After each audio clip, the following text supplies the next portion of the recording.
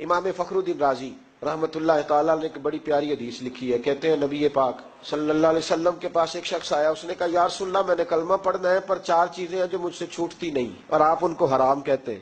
تو حضور آپ حکم کریں کیا کروں؟ فرمایا چل تو بول وہ کیا ہے. کہنے لگا جی میں شراب کا بھی عادی ہوں معاذ اللہ. پھر کہنے لگے میں چوری کا بھی عادی ہوں جاتی نہیں.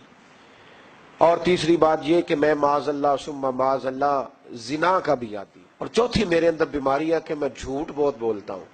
یہ عادتیں چھوٹتی نہیں. میں ان کے ہوتے ہوئے کلمہ کیسے پڑھوں؟ آپ کے دین میں یہ شدید بری چیزیں اور مجھ سے چھوٹتی نہیں تو کیا حکم ہے؟ میرے محبوب علیہ السلام کو اللہ نے بڑی حکمت عطا فرمائی. فرمایا کوئی سودا کر لے میرے ساتھ. کہا حضور حکم کریں کون سی؟ صحابہ کہتا ہے اب ہم گھوم رہے تھے کہ یہ کیا بات ہے، چاروں چیزیں حرام قطعی ہیں، لیکن میرے نبی پاک علیہ الصلوۃ والسلام نے کیا خوبصورت فرمایا. فرمایا چل تو جھوٹ چھوڑ دے. کیا چھوڑ دے؟ اللہ اکبر. فرمایا جھوٹ چھوڑ دے. وہ سردار کہتا ہے میں گھر گیا، شراب کی بوتل پہ ہاتھ ڈالنے لگا. دل میں خیال آیا شراب پی کے صحابہ کے مجمع میں جاؤں گا تو اگر کسی صحابی نے پوچھا کہ تو نے شراب پی ہے، جھوٹ بولوں گا تو نبی پاک کے وعدے کا کیا بنے گا، اور سچ بولوں گا تو اس محفل نور میں بیٹھوں گا کیسے شراب پی کے. کہتے 2-3 دفعہ ہاتھ بڑھایا پر مزہ نہیں آیا. میں نے پٹخی دیوار کے ساتھ بوتل.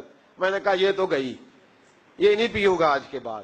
کہتے پھر میں باہر نکلا اس عورت کے پاس رات گزارنے جہاں منہ کالا کرنا تھا. کہتے ہیں جب پہنچا تو اس نے پہلا سوال پوچھا.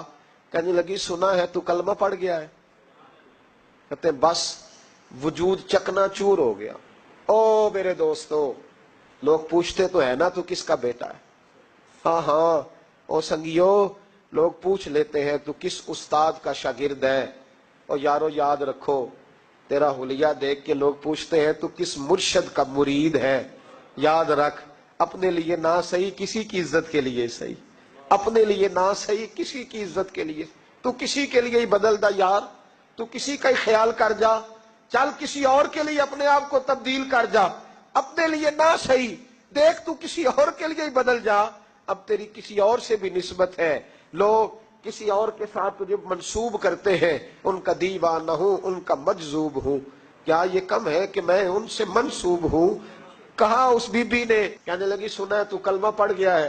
کہتے بجلیاں دوڑ گئی. میں نے کہا اگر جھوٹ بولوں تو حضور کے وعدے کا کیا بنے گا؟ محبوب نے کہا جھوٹ نہیں بولنا، اگر سچ بولوں تو پھر اس کے قریب کیسے جاؤں؟ کہتے وہاں سے بھی لوٹ آیا. اب میری زنا کی عادت بھی گئی. اگلی شام ہوئی تو سامنے مال پڑا تھا ایک آدمی کا. وہ آدمی کہا فلتا اس پہ ہاتھ ڈالنے لگا تو دل میں خیال آیا یہ سویرے تفتیش بھی کرے گا. اگر پوچھتا پوچھتا مجھ تک آ گیا کہ تو نے تو نہیں چوری کی تو جھوٹ تو میں بول ہی نہیں سکتا، حضور سے وعدہ کیا ہے، اور سچ بولوں گا تو میری آبرو کیا بچے گی. کہتے شام ایک دن میں گیا، اگلے دن کی شام ہوئی تو صرف سچ کی عادت اپنائی، میرا زنا بھی گیا، میری چوری بھی گئی، میری شراب کباب بھی گئے. کہتے تیسرے جا کے دروازہ رسول پہ بیٹھا.